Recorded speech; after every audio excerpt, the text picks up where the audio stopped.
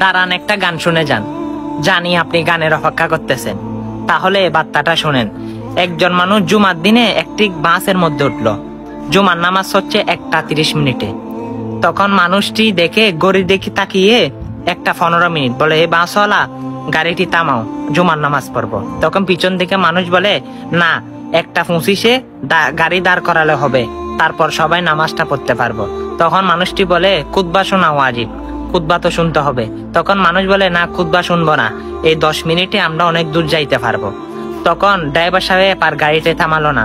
তখন সময় যাইতে যাইতে মানুষটি আবার দেখে 1:25। তখন ড্রাইভার সাহেবকে বলে, ড্রাইভার সাহেব গাড়িটা আবার থামান।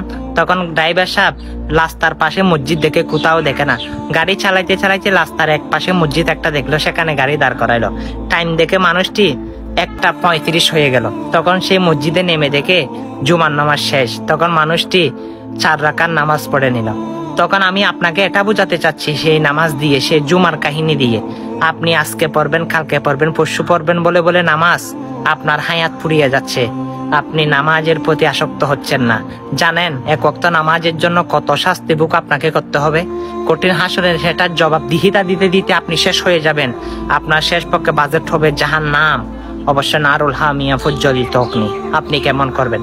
চলুন ভাই, নামাজ বেহেস্তের চাবিকাঠি যারা মানি, তারা ভিডিওটা শেয়ার করে সকল মানুষের কাছে এই বার্তাটা পৌঁছে দিই। তারা যেন হেদায়েতের পথে আসে, সবাই যেন নামাজ ধরে। আল্লাহ রাব্বুল আলামিন, আপনি সেই ব্যক্তি, আখেরি নবীর উম্মত, আপনি জান্নাতে থাকবেন। অবশ্য 5 ওয়াক্ত নামাজ কায়েম করবেন। আমি নামাজের দাওয়াত আপনাকে দিলাম।